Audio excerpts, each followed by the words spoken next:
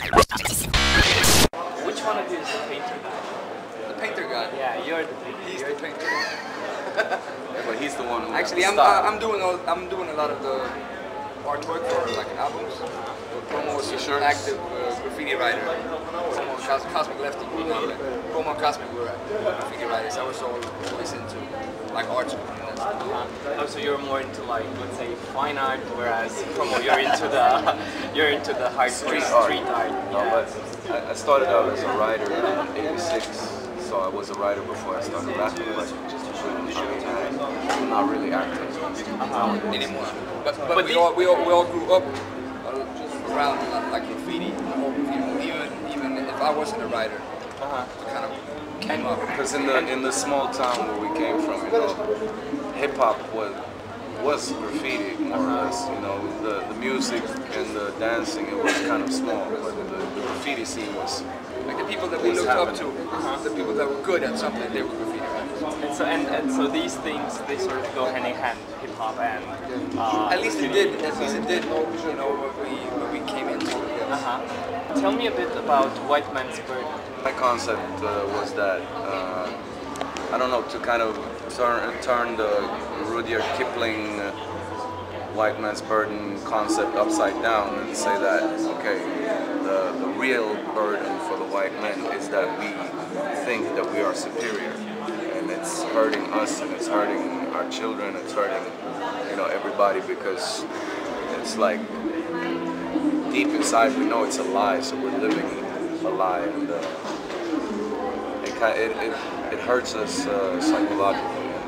Tell me about the new album. It sounds, I have to say, it sounds like hip hop, but then again, it doesn't sound like hip hop, which is great. I totally love it. But where did the inspiration for that come from? Or it's always hard to say where the inspiration comes from, you know. But I think that like all of the albums have been a little bit different, and I think our first album probably sounds most hip hop. You know? Yeah. So on the second album, when we started singing choruses, and people said like, "Oh, this sounds very different to us." And then I don't know, For Europa was more maybe hard, but good things. But at the end, kind of, we hope that it sounds more than it sounds hip hop. You know, like if it sounds good, we're happy. We try to experiment as much as we could. And a lot of times, I think we kind of. It's kind of fun to know that you're doing a song and it's like, fans is not going to believe this. Like, people are not going to be ready for this song. I like that feeling, you know, even if people get upset sometimes. It's still nice to have like something that you know kind of knock them out a little bit. Because one of the big inspirations really come from the music and from making something new with music. Like, if you've been rapping over the same kind of beat for a long time,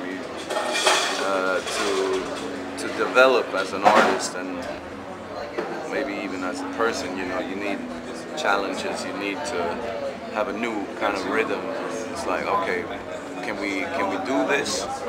Is it gonna work? And it's a challenge, and then when you notice that, this works, and it takes it even a step further, that's a very good feeling to be like, okay, now I can master this as well.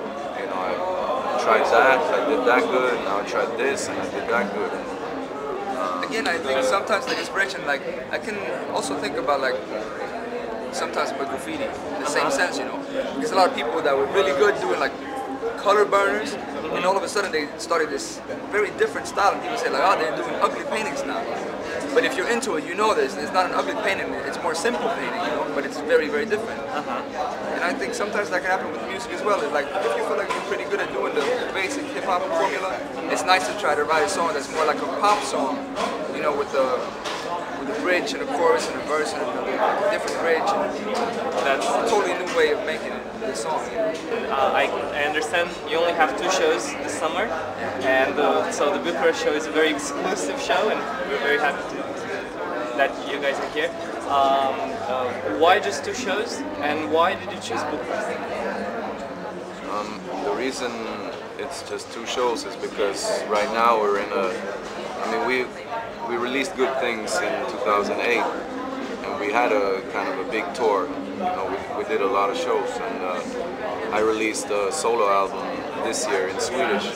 So I've been touring in Sweden with that, and MV is working on his solo albums in the studio. So and Supreme is working with Timbuktu as a tour manager. So we're all doing different stuff right now, and we're hoping to get together again later this year to start recording the new album, and then maybe go on tour again next year. So it's like, this is like actually, this is the first time we meet in a long time.